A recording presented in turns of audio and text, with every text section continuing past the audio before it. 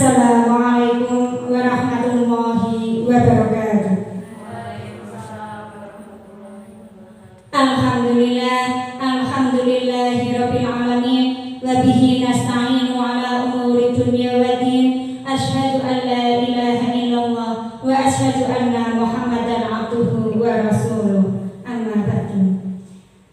Pertama-tama marilah kita panjatkan puji syukur kehadirat Allah Subhanahu wa taala yang mana di pagi hari ini kita dapat dipertemukan dalam acara sosialisasi pemahaman budaya di sekolah di SDN Banyu Biru 1.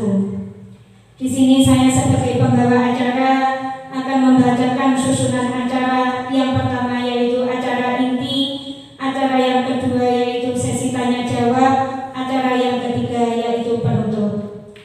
Marilah kita awali acara di pagi hari ini dengan bacaan Ummul Fatihah. Al-Fatihah.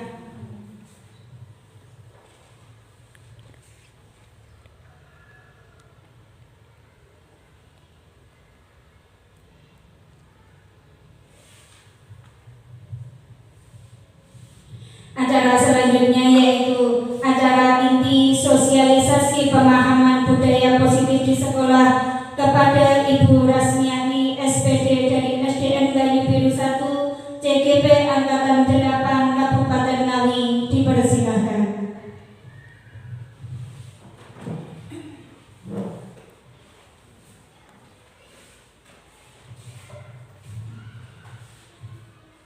Bismillahirrahmanirrahim. Assalamualaikum warahmatullahi wabarakatuh.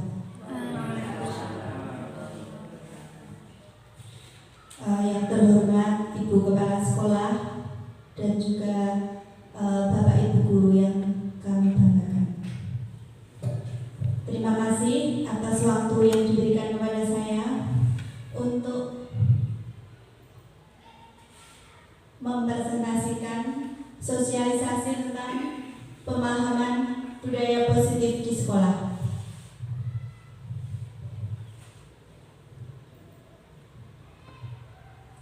Hari ini nanti saya akan membawakan 6 materi tentang konsep budaya positif. Yang pertama adalah disiplin positif dan nilai-nilai kebajikan universal. Kedua, teori motivasi, hukuman, dan penghargaan restitusi. Yang ketiga, keyakinan kelas. Yang keempat, kebutuhan dasar manusia dan dunia berkualitas. Yang kelima adalah restitusi tentang 5 posisi kontrol. Yang keenam, restitusi segitiga restitusi. Saya akan memulai pembelajaran yang pertama yaitu tentang disiplin positif dan nilai-nilai kebajikan universal.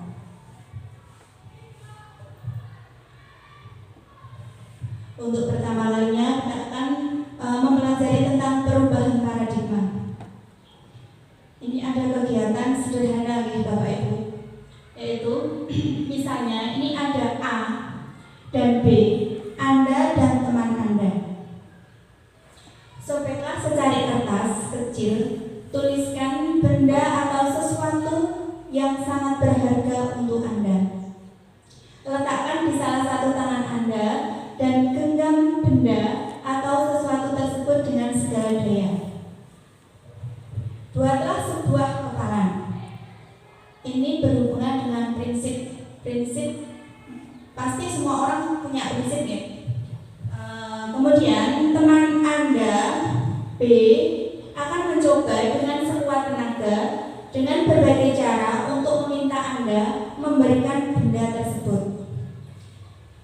B tersebut itu misalnya rekan Anda, ya, dengan cara membujuk, mengancam, menghardik, merayu, menyuap, apa saja agar dapat membuka kepalan tangan Anda. Kira-kira apa yang terjadi?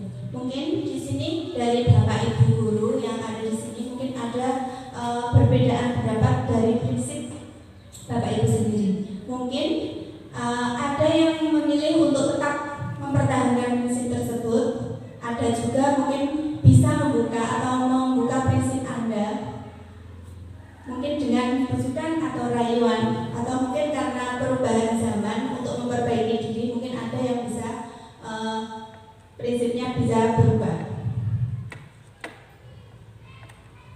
Ini tentang perubahan paradigma teori kontrol atau teori pilihan ilustrasi kontrol. Yang pertama adalah ilusi. Ilusi itu apa nih Bapak Ibu?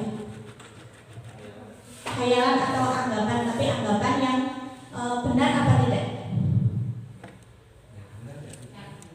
Ya, di sini ada beberapa ilusi tentang guru kepada murid. Yang pertama adalah ilusi guru mengontrol pada murid. Yang kedua adalah ilusi bahwa kritik dan membuat orang merasa bersalah dapat menguatkan karakter. Yang ketiga adalah ilusi bahwa semua penguatan positif, efektif, dan bermanfaat. Yang terakhir adalah ilusi bahwa orang dewasa memiliki hak untuk memaksa. Misalnya kita sebagai bapak ibu guru, mungkin kita dalam mengontrol murid itu beranggapan bahwa orang dewasa, kita kan sebagai orang dewasa kita bisa mengontrol anak kecil, misalnya seperti itu.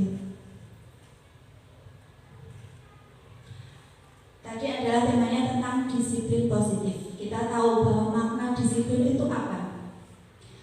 Disiplin itu berasal dari bahasa Latin yang artinya itu belajar. Makna asal dari kata ini berkonotasi dengan disiplin diri dari murid-murid Socrates dan Plato. Disiplin diri membuat orang menggali potensinya menuju sebuah tujuan, apa yang dia hargai. Namun dalam budaya kita, makna kata disiplin telah berubah menjadi sesuatu yang dilakukan seseorang pada orang lain untuk mendapatkan kepatuhan. Ada kecenderungan umum misalnya menghubungkan kata disiplin dengan ketidaknyamanan, bukan dengan apa yang kita hargai atau pencapaian suatu tujuan mulia. Di sini ada juga kebijakan-kebijakan universal. Apa itu kebijakan-kebijakan nilai universal? Itu adalah sifat-sifat positif yang merupakan tujuan mulia yang ingin dicapai setiap individu. Nilai-nilai tersebut bersifat universal dan lintas bahasa, suku, bangsa, agama maupun latar belakang. Dari setiap perilaku atau perbuatan pasti memiliki tujuan, sama seperti kita sebagai bapak ibu guru. Kita kalau melakukan sesuatu mesti ada tujuan yang ingin dicapai. Dengan mengaitkan nilai-nilai kebajikan yang diyakini seseorang, maka motivasi intrinsiknya akan terbangun. Motivasi intrinsik itu motivasi yang berasal dari dalam atau luar, ya, intrinsik dari dalam, ya. Sehingga menggerakkan motivasi dari dalam untuk dapat mencapai tujuan mulia yang diinginkan. Kemudian nilai-nilai kebajikan yang ingin dicapai setiap anak bangsa itu kan sesuai dengan karakter kita, yaitu sekarang adalah profil pelajar Pancasila. Yaitu yang pertama adalah beriman, bertakwa kepada Tuhan Yang Maha Esa dan berakhlak mulia. Yang kedua adalah mandiri. Yang ketiga adalah bernalar kritis. Yang keempat adalah berkebinekaan global. Yang kelima adalah bergotong royong, dan yang terakhir adalah kreatif. Dilanjut untuk pembelajaran yang kedua. Mungkin dari pembelajaran yang pertama ada yang kurang jelas mungkin dalam penyampaian materi, atau mungkin ada yang perlu ditanyakan dari Bapak Ibu guru. Cukup, ya? Lanjut kawan, untuk pembelajaran yang kedua yaitu teori motivasi, hukuman, dan penghargaan restitusi. Nah, di sini ada teori motivasi perilaku manusia. Yang pertama, untuk menghindari ketidaknyamanan atau hukuman. Apa yang akan terjadi apabila saya tidak melakukannya? Ini berkaitan dengan motivasi yang berasal dari luar atau motivasi eksternal. Ya. Yang kedua adalah untuk mendapatkan imbalan dari orang lain atau institusi. Apa yang akan saya dapatkan apabila saya melakukannya? Itu berasal dari luar juga, yaitu motivasi eksternal. Yang ketiga adalah untuk menghargai diri sendiri kita, ya.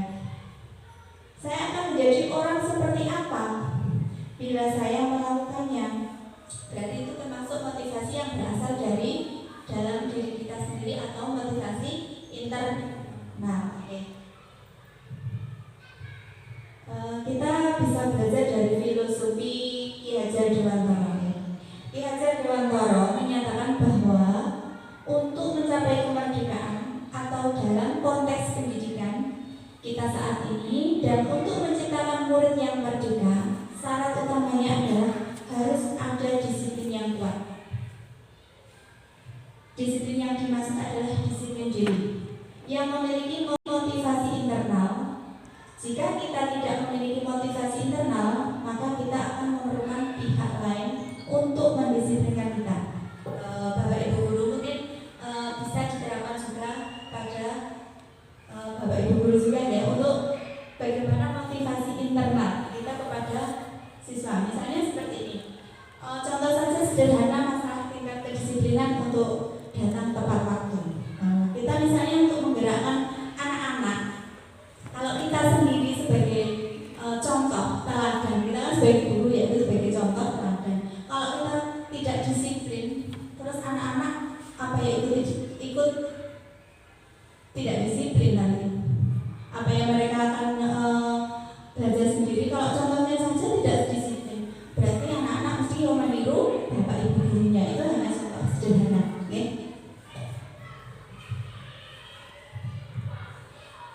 Di sini juga ada tentang hukuman oleh penghargaan, bahwa penghargaan berlaku sama dengan hukuman.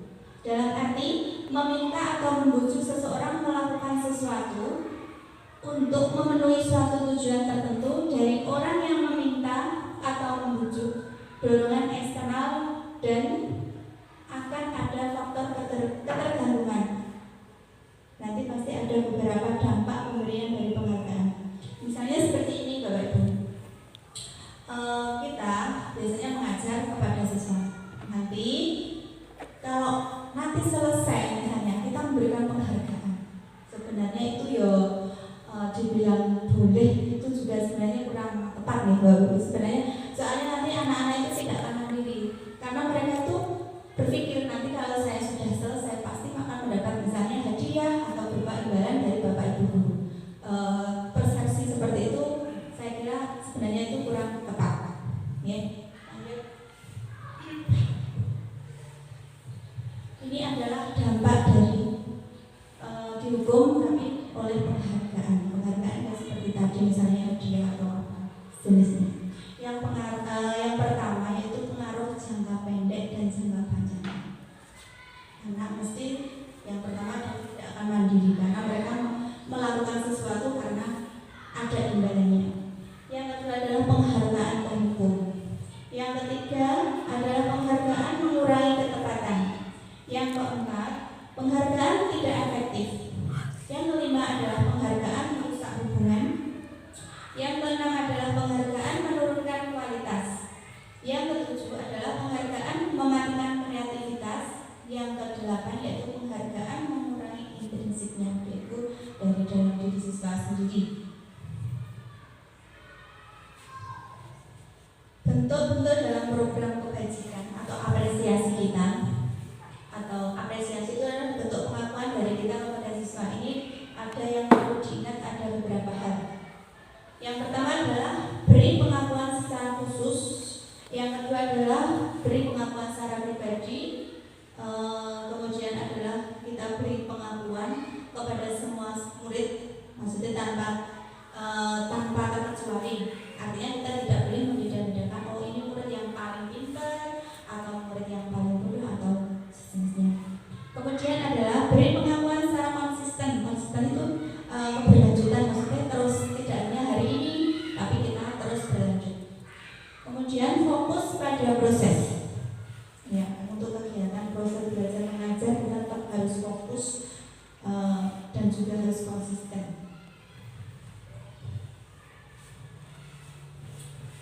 Di sini ada juga contoh-contoh pengakuan atau apresiasi kebajikan. Yang pertama yaitu tentang pembuka. Misalnya, kemarin saya memperhatikan.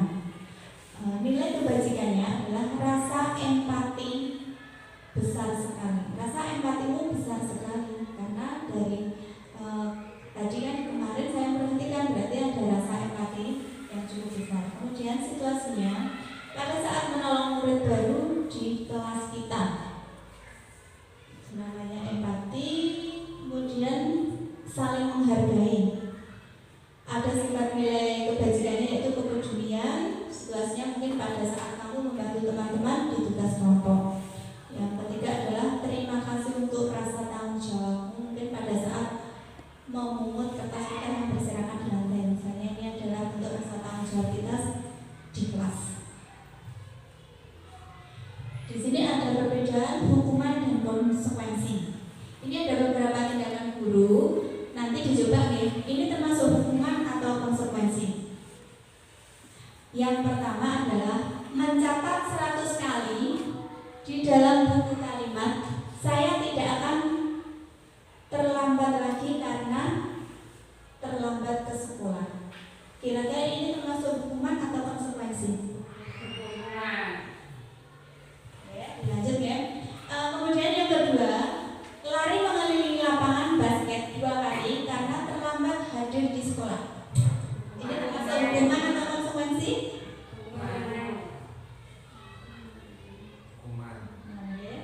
Kemudian murid diminta untuk push up 15 kali karena tidak menggunakan masker ke sekolah.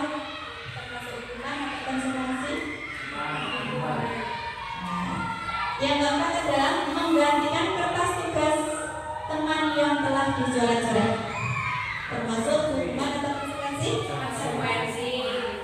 Yang selanjutnya adalah membersihkan tumpahan air di meja tulis karena tersenggol pada saat belajar. Konsekuensi.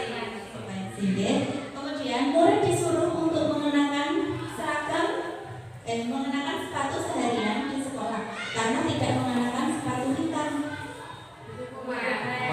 Yang terakhir adalah lari mengelilingi lapangan basket 2 kali karena terlambat 10 menit untuk pelajaran BCK.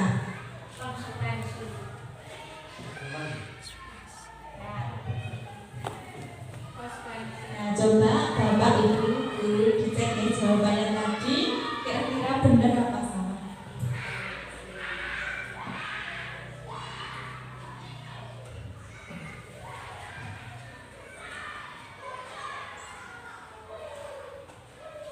Sabun paham ya, mungkin dari beberapa contoh yang tadi disajikan.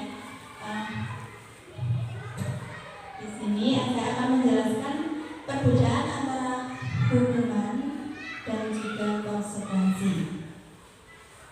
Kalau hukuman itu yang pertama adalah sesuatu yang menyakitkan harus terjadi.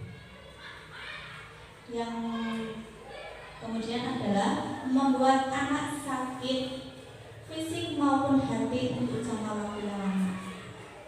Kemudian adalah anak akan membenci kedisiplinan. Yang keempat adalah paksaan. Yang kelima adalah mendorong anak menyakiti dirinya sendiri.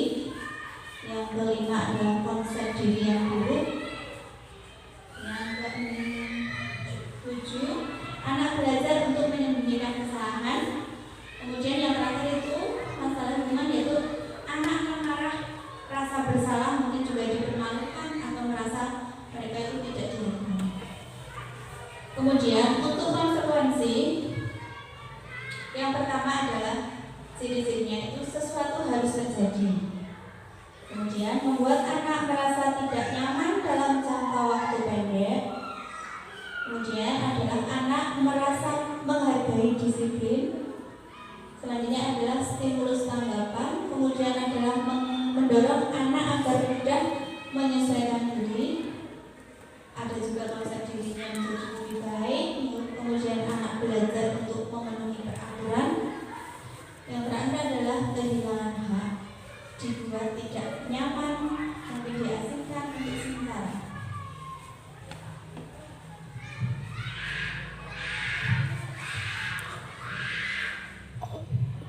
Untuk materi selanjutnya itu tentang restitusi. Mungkin dari Bapak Ibu guru itu restitusi itu mungkin adalah hal yang baru. Sama sebenarnya karena kita itu sama-sama belajar ya. Restitusi itu adalah proses menciptakan kondisi bagi murid untuk memperbaiki kesalahan mereka, sehingga mereka bisa kembali pada kelompok mereka dengan karakter yang lebih kuat. Restitusi juga merupakan proses kolaboratif yang mengajarkan murid untuk mencari solusi untuk masalah mereka dan membantu murid berpikir tentang seperti apa yang mereka ingin menjadi tujuan yang lebih mulia dan bagaimana mereka harus memperlakukan orang lain. Di sini juga ada beberapa, tadi kan ada 3 materi sebenarnya: hukuman, dari konsekuensi, yang ketiga adalah restitusi. Dari ketiga hal, yaitu dari hukuman, konsekuensi, restitusi, itu yang paling dianggap mungkin yang paling tepat dilakukan itu sebenarnya adalah restitusi. Restitusi itu seperti apa? Nah, restitusi itu merupakan pilihan dengan cara menguatkan murid untuk jangka panjang. Misalnya seperti ini di bawah. Misalnya anak itu mungkin berbuat salah.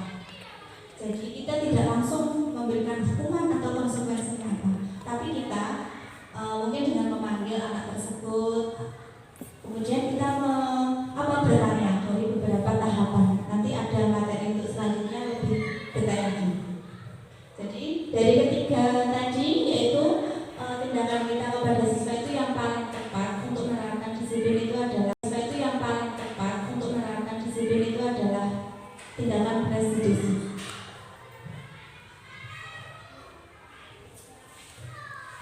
Ciri-ciri dari restitusi tersebut adalah: yang pertama adalah bukan untuk menebus kesalahan, namun untuk belajar dari kesalahan. Yang kedua adalah memperbaiki hukuman.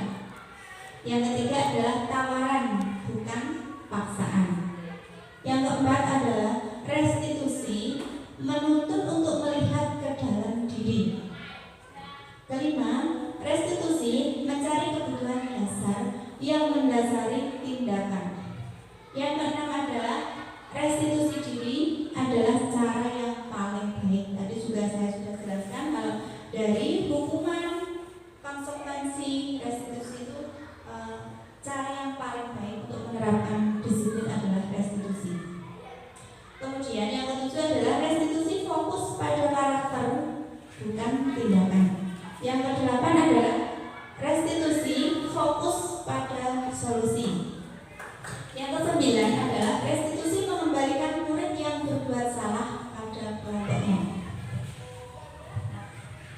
Sebelum saya lanjut ke pembelajaran selanjutnya, mungkin dari Bapak Ibu guru mungkin mau ada yang menambahkan atau memberi tanggapan mungkin.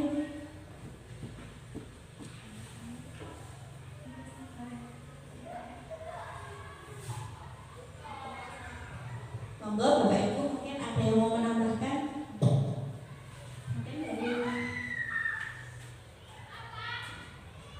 cukup Bapak Ibu?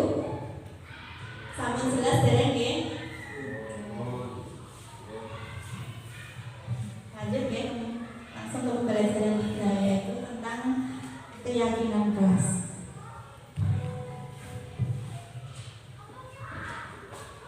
Di sini ada pertanyaan, mengapa tidak peraturan saja? Mengapa harus ada keyakinan kelas?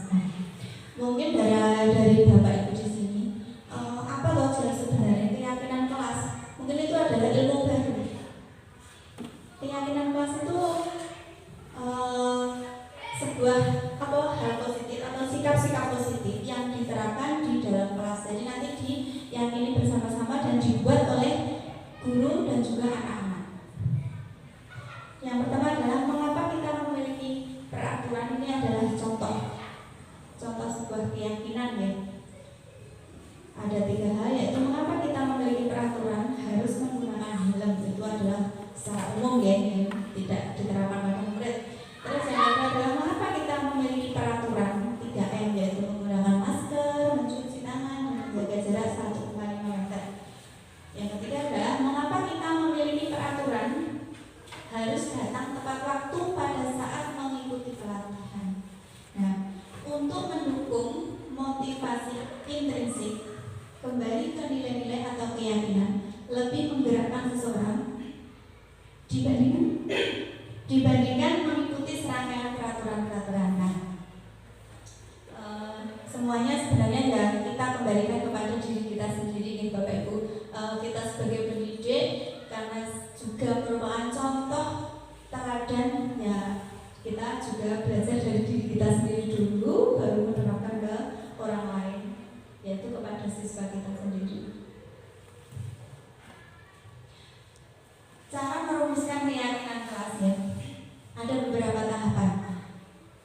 Yang pertama, murid menulis keyakinan yang mereka inginkan.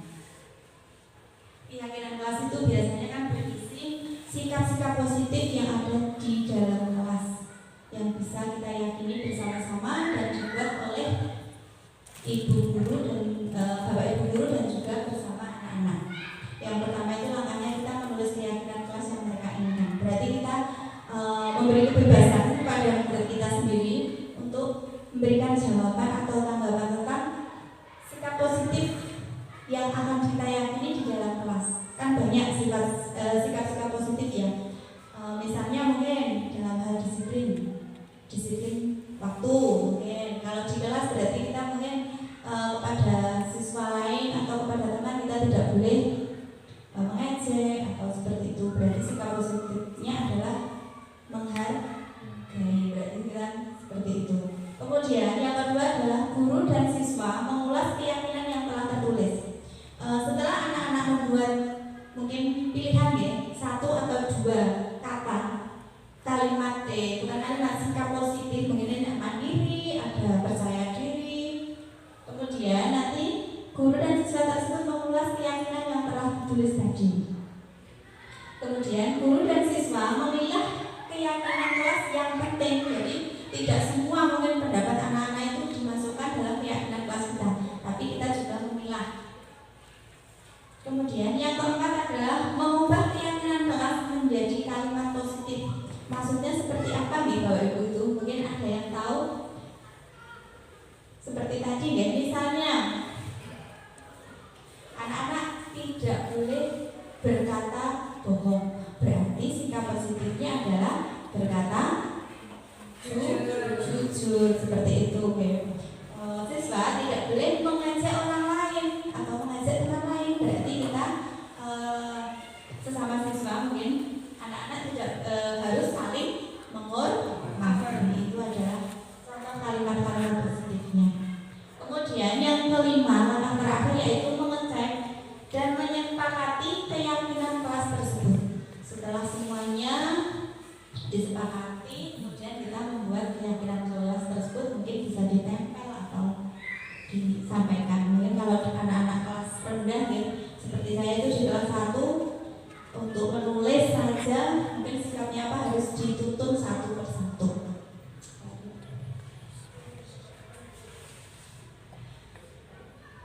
Di sini ada beberapa contoh ya.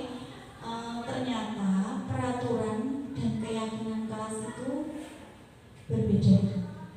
Di sini yang pertama adalah tentang peraturan. Contohnya itu adalah selalu kembalikan buku ke tempatnya. Aturan ya. Kemudian dilarang mengganggu orang lain.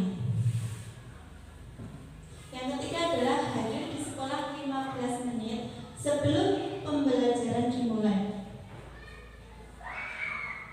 Nah ini ada langsung dari buku keyakinan kelasnya. Misalnya yang pertama tadi adalah selalu kembalikan buku ke tempatnya. Berarti keyakinan kelas yang dicapai adalah rasa tanggung jawab. Kemudian adalah tadi juga sama seperti dilarang mengganggu orang lain. Berarti kita harus menghormati orang lain, keyakinan kelasnya.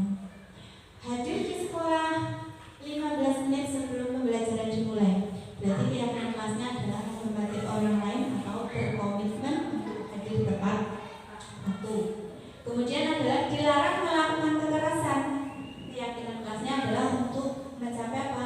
Keselamatan dan juga menghormati orang lain. Kemudian adalah di sini dilarang menggunakan narkoba. Kalau kita seperti di sekolah dasar kemungkinan untuk hal ini kan tidak ada mungkin di kelas mungkin SMK atau anak kadang mungkin yang sekolahnya di kota mungkin seperti itu ada. Kemudian bergantian atau menunggu giliran itu menimbulkan sikap keyakinan kelas. Misalnya adalah menghormati orang lain dengan sabar. Kemudian adalah gunakan masker. Itu keyakinan kelas yang kita capai adalah tentang kesehatan dan juga keselamatan. Kemudian yang terakhir adalah jangan berlari di kelas atau koridor. Itu karena untuk mencapai keselamatan ataupun keamanan dari keyakinan kelas tersebut.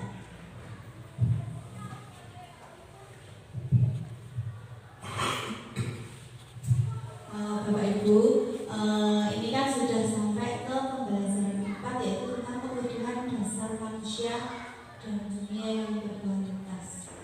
Bapak Ibu, mungkin dari materi atau mungkin dalam penyampaian dari saya tadi mungkin ada yang belum jelas atau yang perlu ditanyakan, karena kita juga sama-sama belajar nih Bapak Ibu.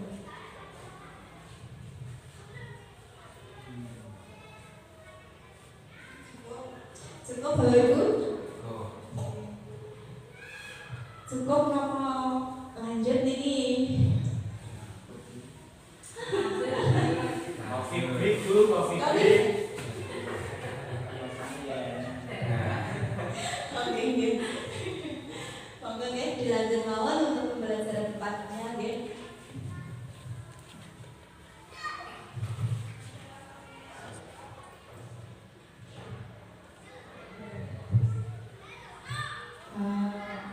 Semua pasti dari yang hadir di sini pasti percaya ya bahwa murid itu memiliki tujuan di balik dari perilaku mereka.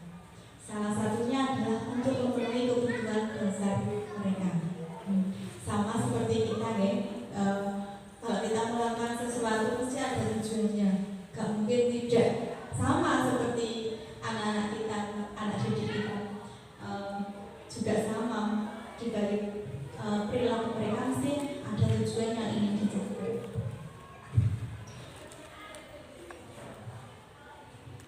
Kebutuhan dasar manusia itu sebenarnya ada 5 ya. Yang paling utama itu adalah untuk bertahan hidup. Kemudian adalah kasih sayang dan rasa diterima. Kemudian yang ketiga adalah kebebasan. Yang keempat adalah kesenangan. Yang kelima adalah penguasaan. Nah, dari makna kebutuhan dasar manusia itu, tadi yang pertama ini adalah sedikit penjelasan ya, tentang kebutuhan bertahan hidup. Kebutuhan bertahan hidup. Pasti semua manusia ingin bisa bertahan hidup. Itu bersifat fisiologis. Misalnya itu yang paling utama itu adalah tentang kesehatan ya, untuk bertahan hidup. Pengaruhnya mungkin yang paling besar adalah kesehatan. Yang kedua adalah kebutuhan sayang dan rasa diterima. Pasti ini semua manusia, kita sendiri sebagai pendidik ataupun murid-murid kita pasti pengen kebutuhan akan rasa sayang dan juga rasa diterima. Kemudian adalah penguasaan, merupakan kebutuhan yang berkaitan dengan kekuatan untuk mencapai sesuatu, menjadi kompeten, menjadi terampil, diakui atas prestasi dan keterampilan dirinya. Misalnya seperti ini kalau Bu. Mungkin anak-anak itu kan ada yang mempunyai kemampuan yang berbeda-beda, karena dia pasti kita juga tahu ya, kalau anak itu punya karakter, minat, bakat dan kebutuhan yang berbeda-beda. Dengan cara seperti itu kita harus bisa mengidentifikasi apa yang mereka kuasai. Berarti kan kita harus mengakui, oh mungkin anak ini sukanya apa, anak ini kelebihannya apa, anak ini kekurangannya apa. Jadi kita itu harus menentukan diri juga. Kemudian kebebasan. Kebebasan adalah kebutuhan akan kemandirian. Dari mungkin memilih sesuatu yang menjadi pilihannya untuk mengendalikan arah hidup seseorang. Yang kelima adalah kesenangan. Kebutuhan untuk mencari kesenangan, misalnya dengan bermain atau tertawa. Ini contoh sederhana ya. Misalnya anak-anak waktu pelajaran di kelas, terus bapak ibu gurunya itu sudah menerangkan. Lah, kemudian anak-anak tersebut ada mungkin salah satu yang tidak memperhatikan, mungkin bermain sendiri atau ngobrol sendiri. Itu adalah karena mereka itu sebenarnya juga mencari kesenangan.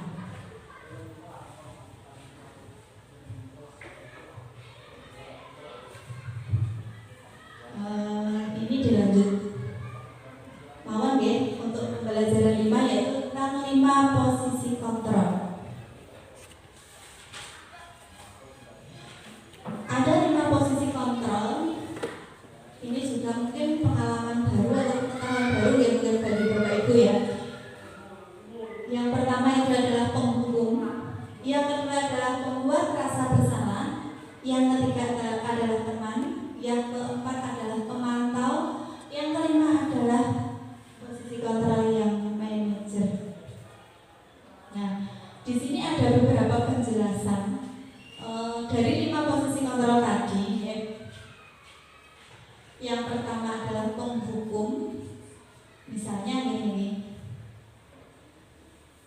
Guru berbuat, misalnya contohnya adalah menghardik, menunjuk-nunjuk, menyakiti, menyindir. Biasanya dengan kata-kata seperti ini nih Bapak Ibu.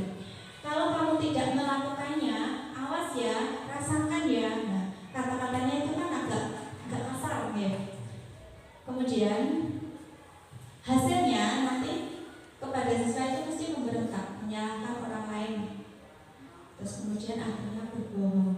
Kemudian kaitannya dengan dunia yang berkualitas itu murid meletakkan guru di luar dunia berkualitas. Kemudian murid biasanya berkata, biarkan saja, nanti juga marah-marah lagi. Itu posisi kontrol tentang penghukum. Yang kedua adalah membuat rasa bersalah. Misalnya ini guru berceramah mengatakan, seharusnya kamu tidak melakukan ini, ibu kecewa dengan sikap kamu. Itu adalah beberapa contoh kalimat yang dilontarkan oleh bapak ibu guru kepada siswa, itu yang membuat rasa bersalah kepada siswa. Terus kemudian guru berkata misalnya, kamu seharusnya sudah tahu, ibu ini lelah sekali mengatakannya, stres. Kemudian hasilnya adalah menyembunyikan atau menyangkal atau berbohong. Ini adalah beberapa contoh sederhana itu. Kemudian teman, kita sebagai pendidik juga mempunyai posisi kontrol, yaitu sebagai teman. Misalnya, ayolah belajar, lakukan demi ibu. Masa kamu tidak mau? Ingat tidak, ibu pernah bantu kamu. Mungkin itu kita sebagai teman ya, teman pada siswa. Kemudian adalah pemantau. Pemantau itu biasanya kata-katanya juga lebih halus dibanding dari penghukum ya. Misalnya, apa peraturannya? Kenapa kamu melakukan ini? Terus kamu melanggar peraturan apa? Yang terakhir adalah 5 posisi kontrol, yaitu tentang manajer. Manajer itu posisi kita sebagai seorang guru harus bisa menerapkan sebenarnya yang paling baik itu adalah manajer. Posisi kontrol yang terakhir yaitu tentang posisi kontrol manajer, itu membuat siswa misalnya tidak dalam jangka panjangnya tidak akan lebih mandiri, bukan lebih mandiri, lebih bertanggung jawab. Misalnya kita kepada siswa, misalnya ada anak yang melakukan kesalahan, kita tidak langsung seperti tadi, tidak langsung menghukum atau memberikan konsekuensi, tapi kita mengolah dulu misalnya alasannya kenapa dia melakukan itu, terus hal-hal lainnya mungkin kenapa, mungkin ada masalah lain. Jadi kita belajar untuk memecahkan masalah bersama, bukan langsung menyalahkan kepada siswa tersebut. Nah, ini materi yang ke-6, yaitu materi yang terakhir tentang segitiga restitusi. Tadi juga sudah dibahas ya tentang segitiga restitusi, yaitu proses menciptakan kondisi murid untuk memperbaiki kesalahan mereka sehingga mereka bisa kembali pada kelompok mereka dengan karakter yang lebih kuat. Ada 3 tahapan. Ada 3 tahapan restitusi. Yang pertama adalah menstabilkan identitas. Yang ketiga adalah menanyakan keyakinan. Yang kedua adalah validasi tindakan yang salah. Maaf, saya ulangi ya. Yang pertama adalah menstabilkan identitas. Yang kedua adalah validasi tindakan yang salah. Kemudian yang ketiga adalah menanyakan keyakinan. Jadi ada 3 tahapan gitu Bapak Ibu tentang segitiga restitusi. Itu juga ilmu baru gitu. Kita pokoknya sama-sama belajar. Nah, untuk yang pertama tadi yaitu adalah menstabilkan identitas. biasanya itu membuat anak merasa gagal karena berbuat salah, menjadi positif terhadap dirinya. Misalnya seperti ini. Ada contoh kasus ya, misalnya kasus kita di sehari-hari aja dalam proses pembelajaran ya. Misalnya anak tersebut tidak mematuhi aturan, misalnya tidak memakai sepatu hitam. Padahal kita ketentuannya kalau sekolah sudah ada peraturannya juga kalau kita sekolah itu memakai sepatu hitam. Ya. Terus kemudian Bapak Ibu guru kan perhatikan anak tersebut. Kenapa kok ini anak ini kok tidak memakai sepatu hitam, malah memakai sepatu putih. Kemudian langkah-langkah yang paling baik ya. Kita tadi ada 3 langkah ya. Yang pertama adalah menstabilkan identitas. Nanti selanjutnya validasi tindakan yang salah, kemudian yang tindakan tadi. Contoh-contoh kata atau kita kepada muridnya, misalnya menghadapi anak yang berbuat salah tersebut.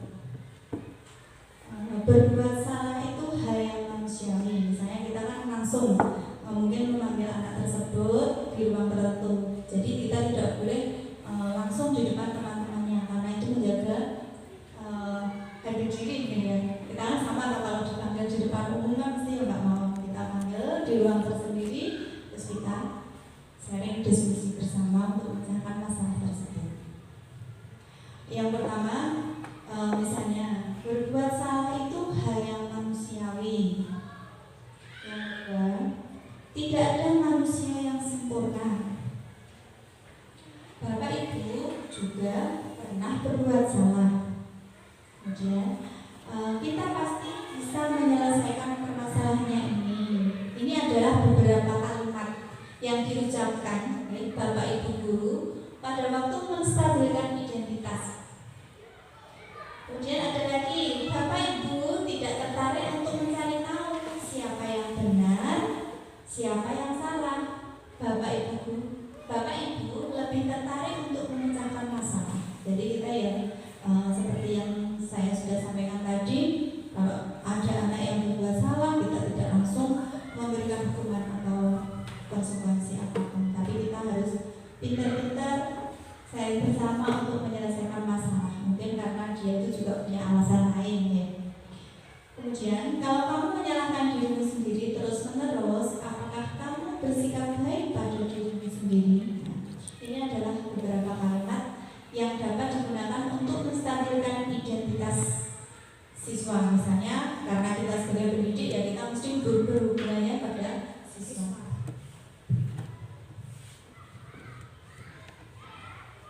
Kemudian langkah kedua adalah validasi tindakan yang salah. Ini kita lanjut untuk validasi tindakan yang salah, yaitu tahapan yang kedua.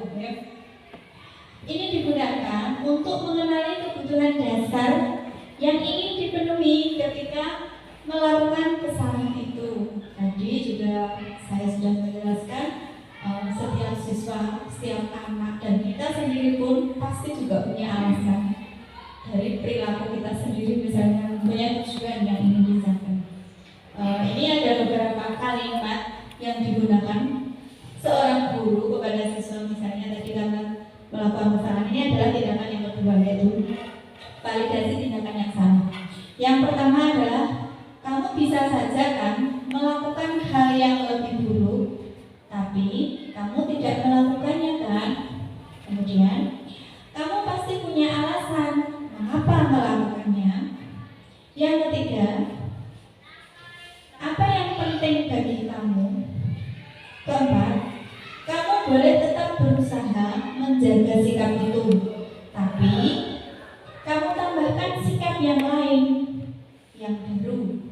Kemudian, maukah kamu belajar cara lain untuk mendapatkan yang kamu butuhkan tanpa harus mengumpul? Ini misalnya kasusnya adalah mengumpul temannya ada. Yang terakhir adalah, apakah kamu bisa melakukan dengan lebih baik untuk besok lagi? Ini adalah beberapa kalimat yang digunakan oleh seorang guru dalam tindakan validasi tindakan yang salah, yaitu ada proses segitiga restitusi.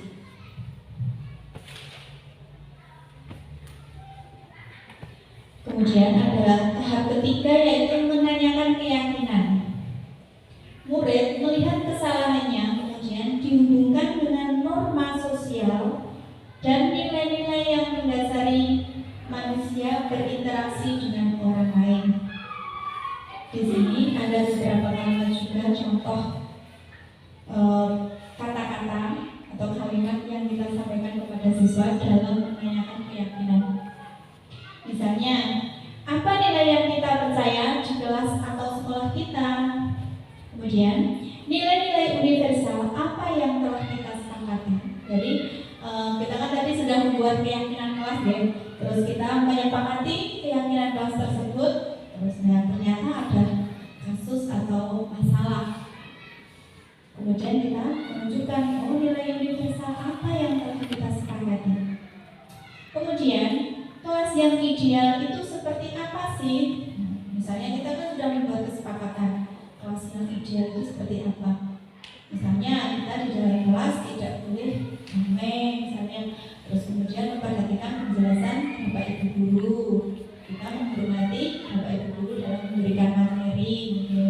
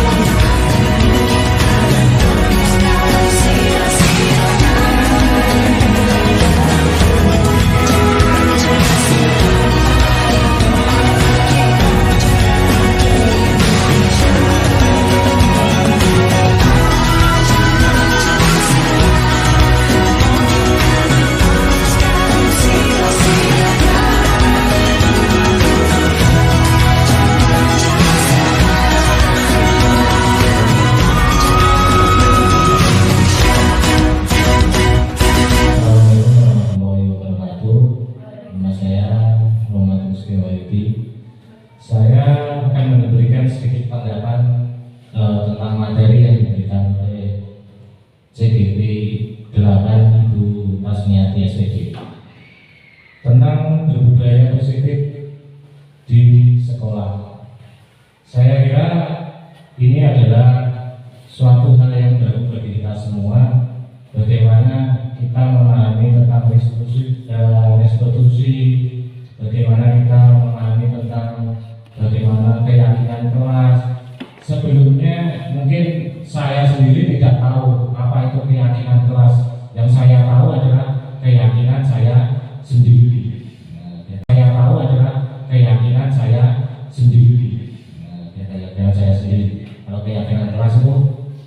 tahu. Dan untuk yang ketiga, di sini tadi tentang hukuman, tentang perbedaannya banyak sekali.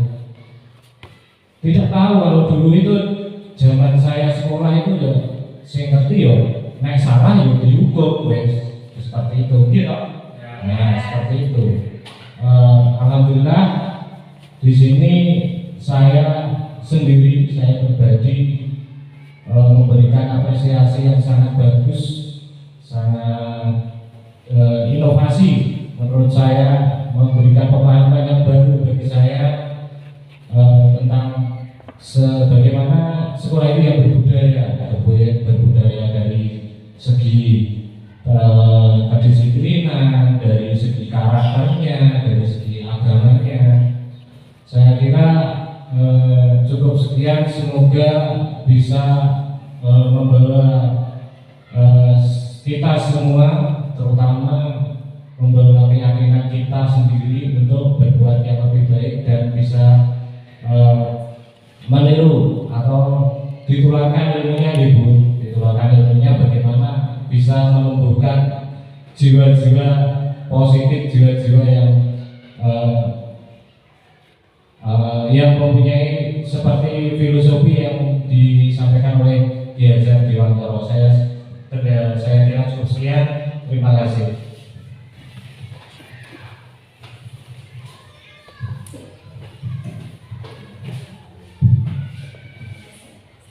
Terima kasih atas tanggapannya Bapak Noma. Semoga bermanfaat bagi kita semua dan Bapak Ibu guru. Selanjutnya mungkin ada respon atau tanggapan lagi dari Bapak Ibu guru. Monggo.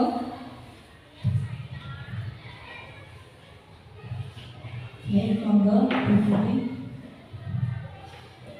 Assalamualaikum warahmatullahi wabarakatuh. Nama saya Ibu Budi. Ini saya ingin bertanya, bagaimana cara membangun budaya sekolah yang positif, sedangkan karakter anak itu berbeda-beda, Ibu. Terus untuk tanggapan Bapak Roman tadi, saya itu tahunya juga untuk mengatasi karakter anak yang berbeda-beda itu, untuk anak yang berbuat positif itu biasanya kita itu menggunakan reward atau penghargaan, sedangkan anak yang melakukan kesalahan kita berikan hukuman. Terima kasih. Assalamualaikum warahmatullahi wabarakatuh. Terima kasih. Tadi pertanyaan ya Bu Budi ya. Bagaimana cara kita membangun budaya positif di sekolah? Sedangkan anak-anak itu mempunyai karakter yang berbeda-beda. Nah, itu kan kita sudah tahu semua ya. Bagaimana caranya kita? Nah, kita sebagai pendidik, tadi juga saya sudah jelaskan bahwa semuanya itu kan berasal dari diri kita sendiri ya Bapak Ibu, dari dalam diri kita sendiri untuk menciptakan ini nanti mau dibawa ke sikap positif atau negatif misalnya ya. Karena di sini adalah penerapan tentang sikap positif, jadi ya kita mulai dari diri kita sendiri dulu dengan cara menciptakan lingkungan dari lingkungan kita, dari Bapak Ibu guru, karena sebagai contoh tauladan bagi siswa. Misalnya kita masuk kelas, waktu masuk misalnya jam 7, ya kita masuk jam 7. Terus kita memberi ucapan salam, mungkin kita dengan bersikap lebih sabar. Ada juga itu kita bisa menerapkan 5S. Apa itu 5S Ibu? Senyum, salam, sapa, sopan, dan santun. Nah, itu adalah cara-cara sederhana. Karena apa Bu? Semua itu karena anak-anak itu kalau di sekolah itu kan lebih menurut sama bapak ibu gurunya, mesti itu. Nah, dengan seperti itu kita harus bisa menciptakan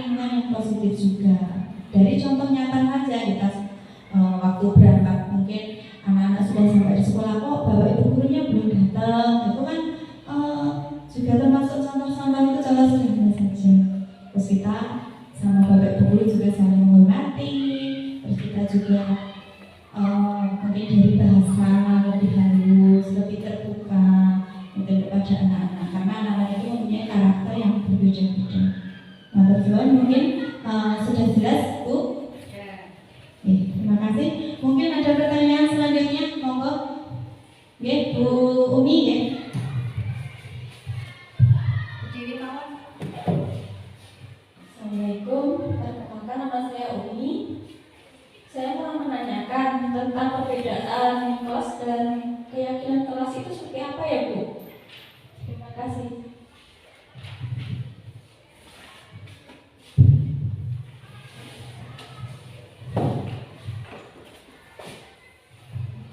Terima kasih Bu Umi atas pertanyaannya.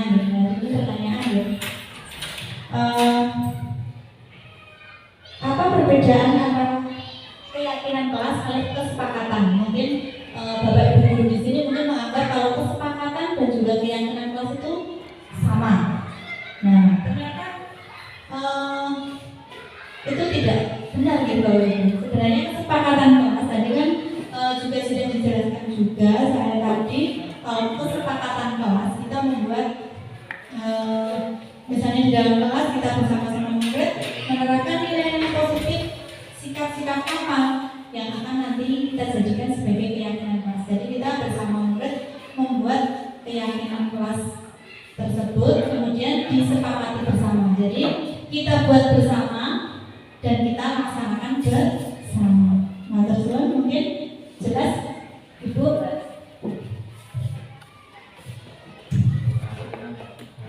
Terima kasih Bu Rasmiati yang telah memberikan jawaban kepada Bapak Ibu guru semua. Sudah jelas Bu Umi ya? Acara selanjutnya yaitu acara penutup. Marilah kita tutup acara di pagi hari ini dengan bacaan alhamdulillah. Alhamdulillahirabbil alamin. Bila taufiq wal hidayah. Wassalamualaikum warahmatullahi wabarakatuh. Assalamualaikum warahmatullahi wabarakatuh. Saya Titik Mursida SPD, Kepala Sekolah SDN Banyu Biru 1, Kecamatan Widodaren, Kabupaten Ngawi.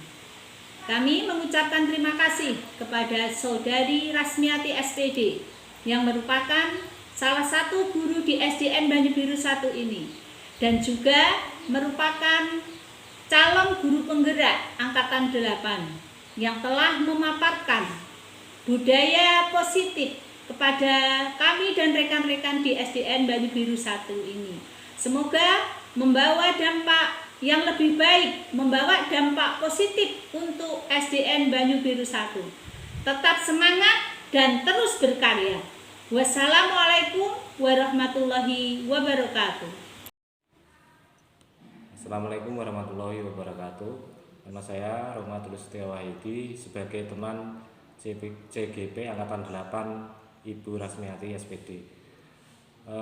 Paparan materi yang diberikan oleh Ibu Rasmiati sangat jelas dan gamblang, menambah wawasan bagi kita sebagai rekan-rekan guru untuk lebih maju.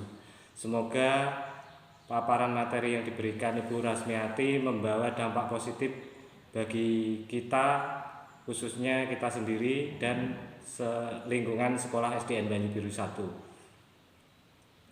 Sekian, terima kasih. Wassalamualaikum warahmatullahi wabarakatuh.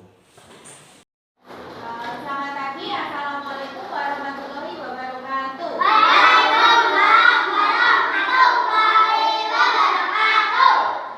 Anak-anak, hari ini nanti kita akan membuat namanya keyakinan kelas.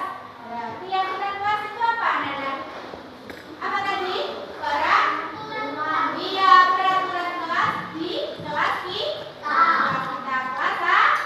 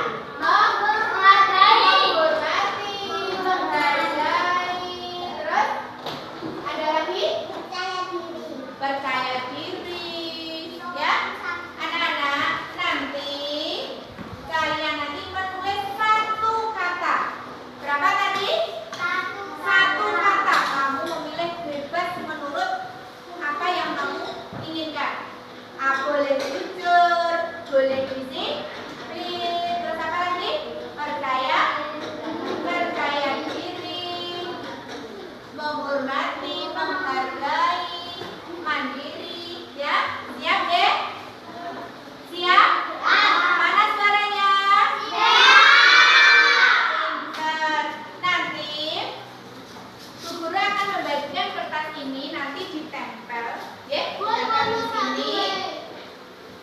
di sini, nanti, kemudian setelah menulis nanti ditempel bareng-bareng, tapi juga bergiliran nanti obak bareng oyo-oyoan, ya, nanti aku bebas.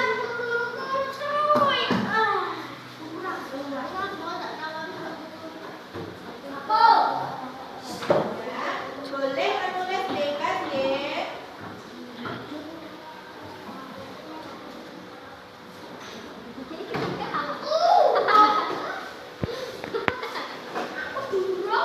Oh iya sebentar, nanti kebagian.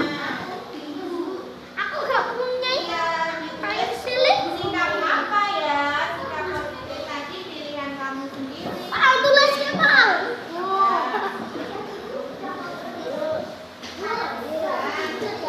Boleh terserah.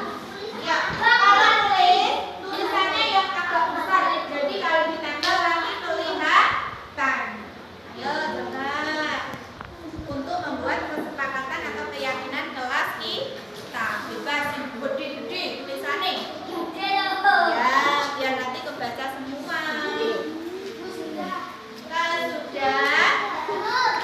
nanti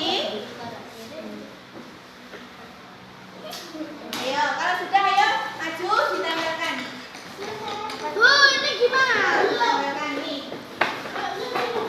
Nah, yang rapi ya, boleh ada tapi yang rapi deh.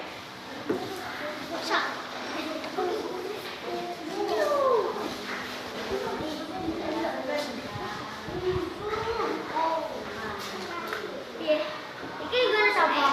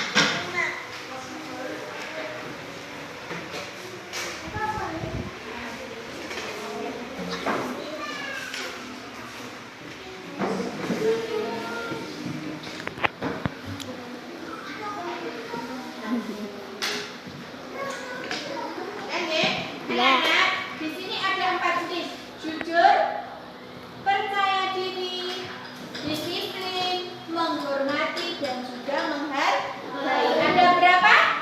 5 kata positif atau sikap positif. Nah, sekarang kita akan menyepakati dari kelima kata itu. Coba kalau jujur, ya, jujur deh. Terus kemudian percaya diri. Yang ketiga adalah disiplin. Yang keempat adalah menghormati. Menghormati sama dengan menghargai. Kalau kita pilih salah satu, bagaimana? Setuju enggak? Setuju?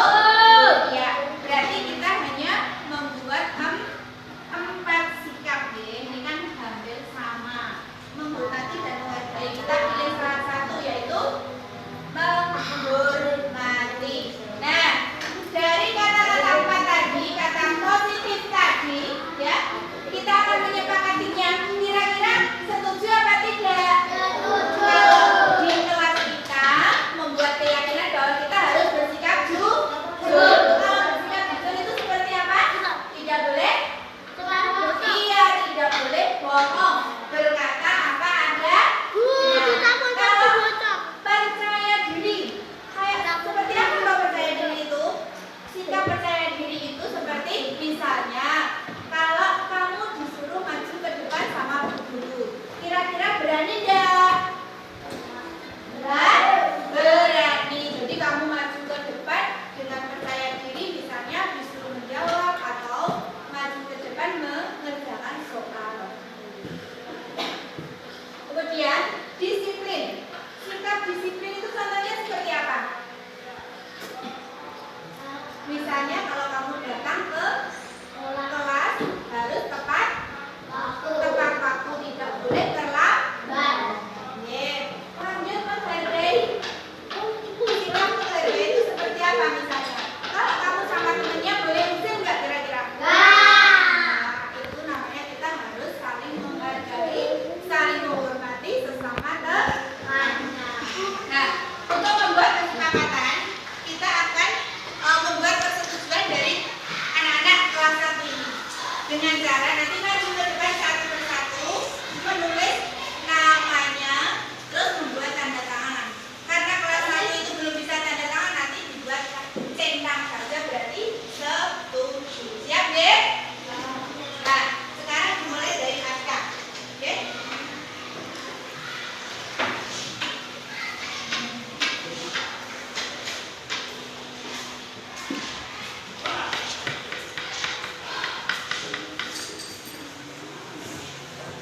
Ini Aska dari sini dong. Satu, ini satu, dua, Aska.